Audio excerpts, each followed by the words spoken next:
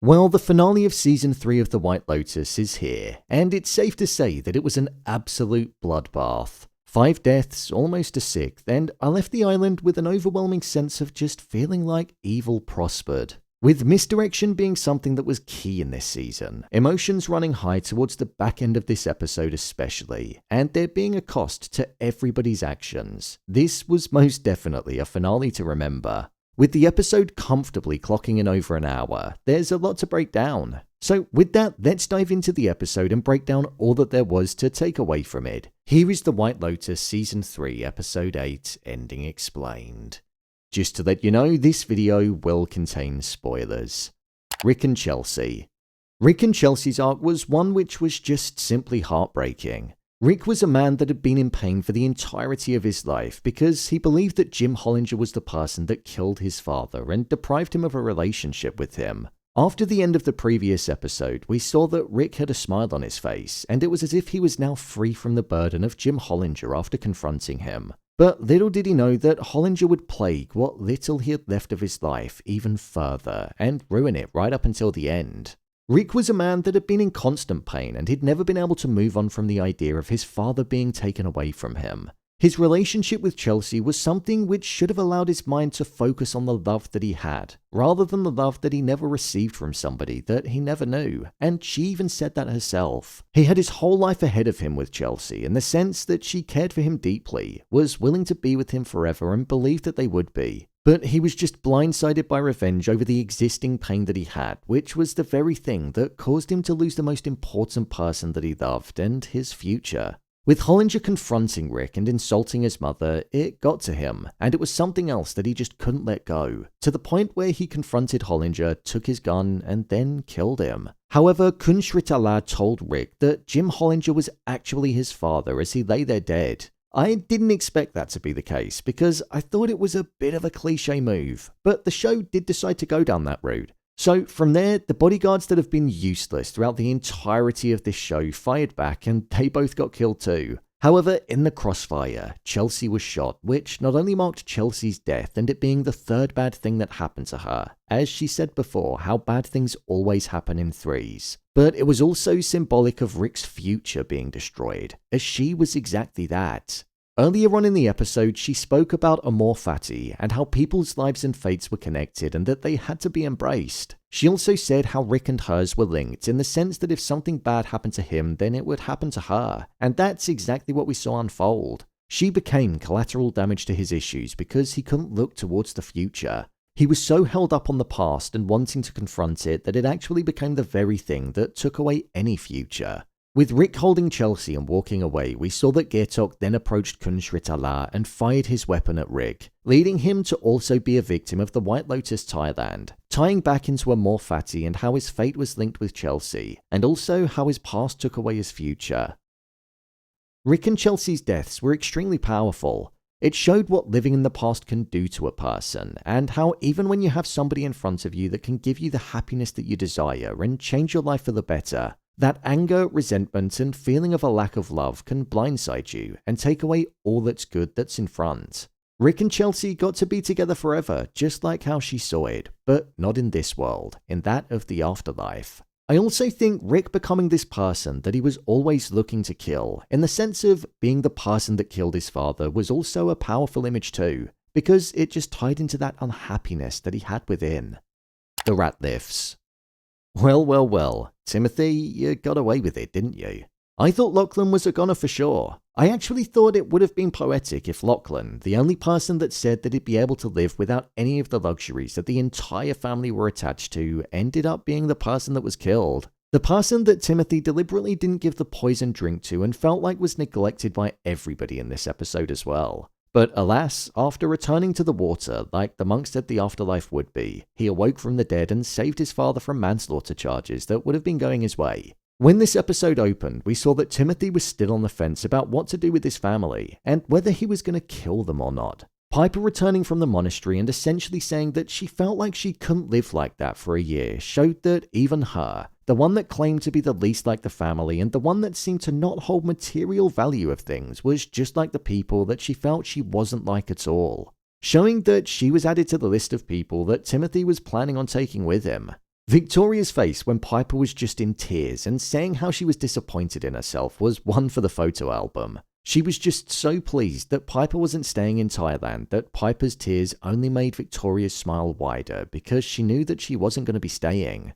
The Belinda, Pina Colada, and the seed of the fruit of the Pong Pong tree was the cocktail of choice for death. But after Timothy handed them out and gave a speech about how he felt it was his job to protect the family from suffering, he changed his mind and knocked the drink out of Saxon's hand after they all had a sip from it. I think Timothy probably realized that he wasn't doing the protecting at all in that moment. In fact, he was the one inflicting the suffering by giving them the drinks. I'm presuming that they weren't impacted because they only had the smallest of sips, and most of it seemed to be in the base of the blender still. Timothy was also lucky that the seed of the fruit smelt too, because at least that meant that he could blame it on the coconut milk. It was in the next morning though where Lochlan took his brother's words to heart, where he said, "No one's going to make you a man. You got to do it yourself," where he made himself a protein shake in the blender that was full of the seeds, and he drank all of it.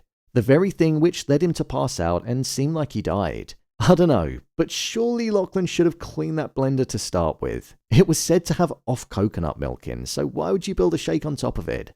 As Lochlan was perceived to be dying, we saw that the shots of the ocean were appearing alongside him, and there was this vision of him going deeper and deeper into the water. The very thing that tied back to what the monk's view of the afterlife was when he said that in life you're the water droplets, and then in death you return to the water. So that's what made me think that Lochlan was definitely a goner. Plus, his family were also appearing in front of his eyes as well. As he was sinking deeper and deeper, there were these four figures that were looming over the water. I think these could stand for a couple of different things. The first is that it could have been symbolic of each of the family members watching him die, but then as time went on, it looked like they were four monks. These could also hold many different meanings too.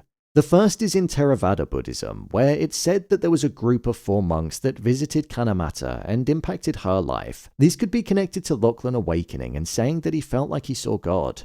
Or it could also tie into the concept of see no evil, hear no evil, speak no evil, and do no evil, which has been at the heart of the show this season. I'm presuming Lochlan managed to survive because he threw up quite soon after drinking it, so maybe that got a lot of it out of his system. But considering that it's actually said that it causes death in most cases of ingestion, he was just lucky that day. What Timothy finding his son in that state did though was it made the revealing of the truth of the actual issues that he was hiding from them feel a lot less like a problem, despite the fact that it was a problem where their lives were going to be changing for good. This entire family mentioned throughout the season how they didn't know how they'd live without success and the luxuries that they've become so accustomed to, and now they were going back to a life which would most likely be unrecognizable. But because Timothy had his family intact, he felt like they'd be able to get through it. Lochlan almost being dead helped Timothy, which is weird to say, because the consequence of that was far greater than what was on the horizon when he got back home. He didn't tell them exactly what was going on, but he simply told them that their lives were going to change.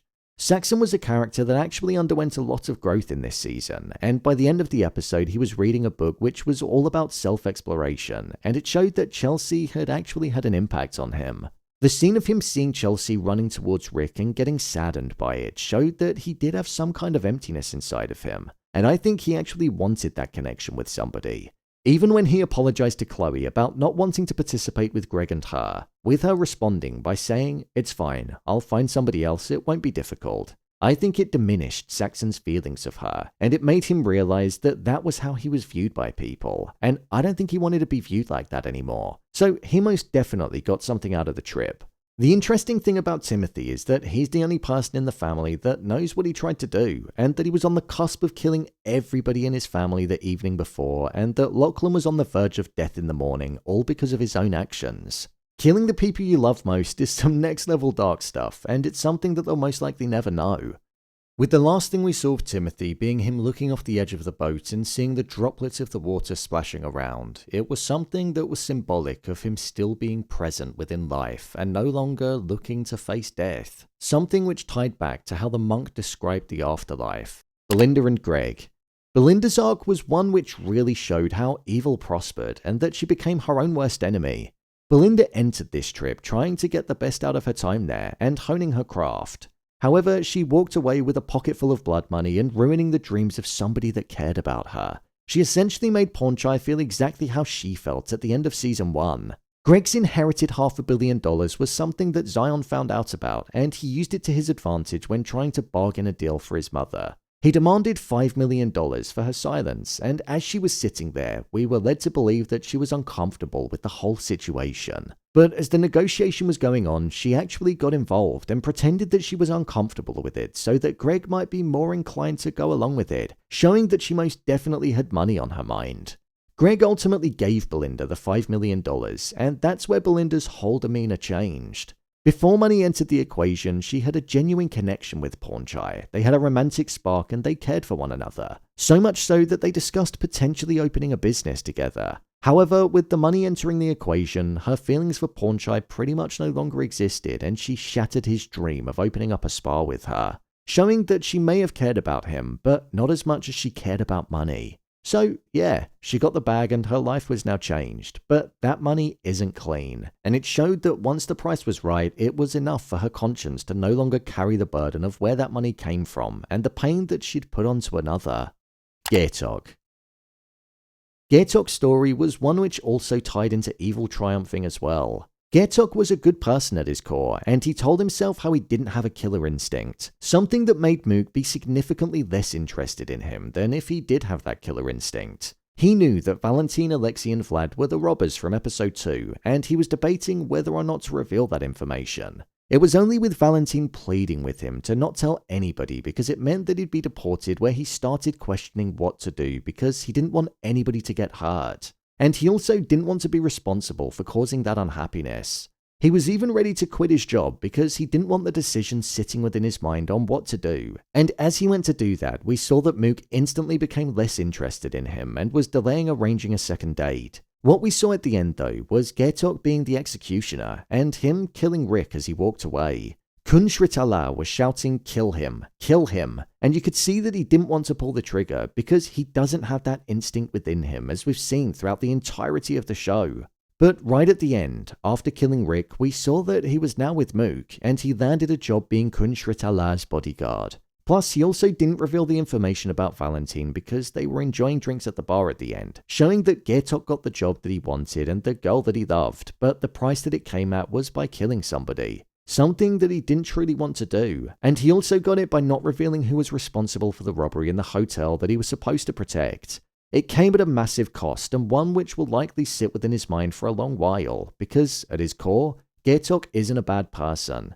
But he went against everything that he believed in, and ultimately became somebody that he wasn't in order to progress. Laurie, Jaclyn, and Kate.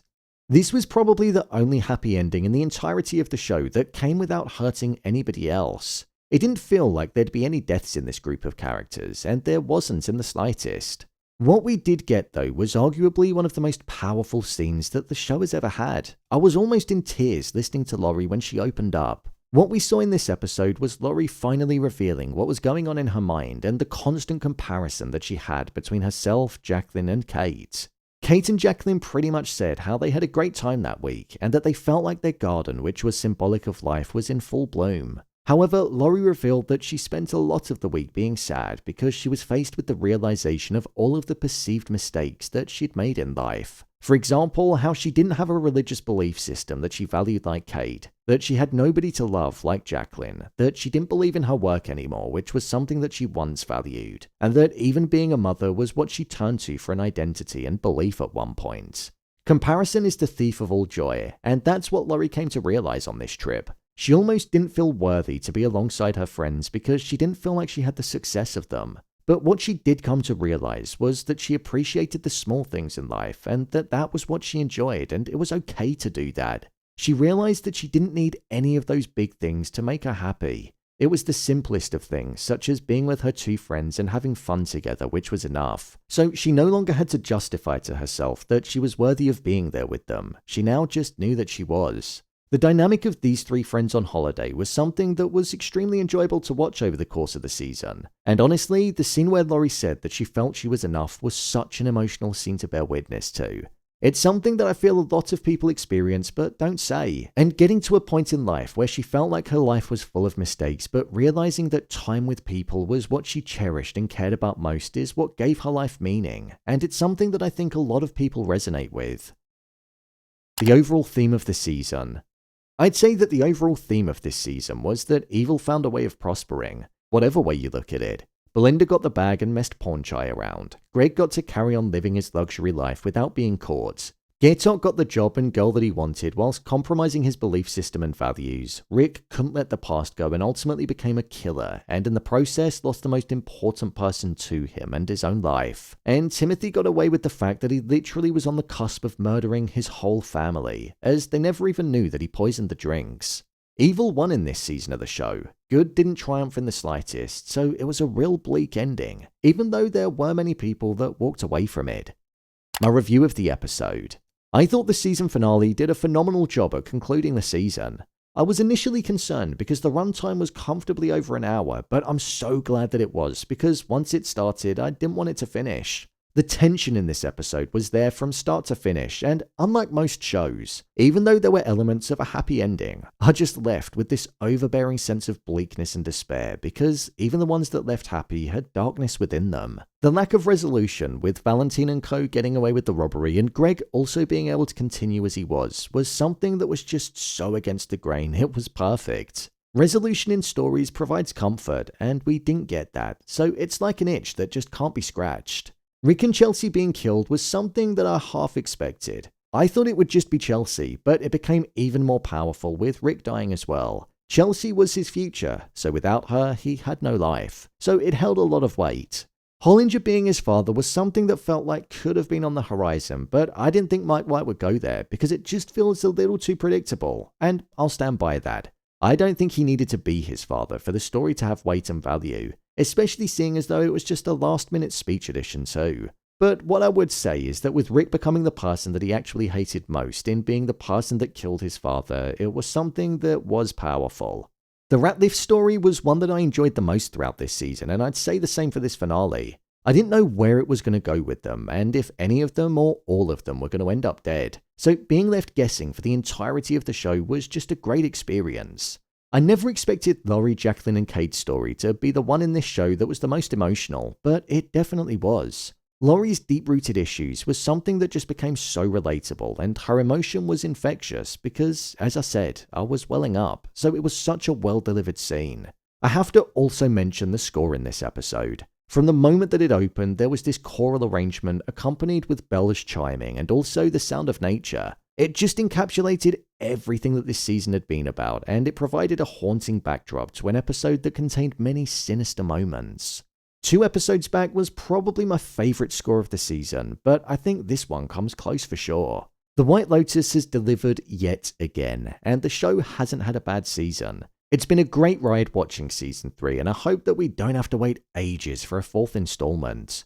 Before I finish the video, I just want to say thanks for tuning into all of the breakdowns that I've done on this season of the show. There have been so many different theories, and yes, I know, I was wrong about a couple of the people that died. As comments on my prediction video said, it aged like milk. But that's the beauty of this show. You never know what's going to happen in it and who's going to die. But thanks for being my viewing partners this season. So, there you have it. The White Lotus Season 3 Episode 8 Ending Explained. If you want to see every episode of The White Lotus Season 3 being broken down, then click on the card in the top corner. And don't forget to subscribe so you don't miss future videos. What did you think of the finale? Share your thoughts in the comments. As always, thanks for tuning into the video, and I'll see you in the next one.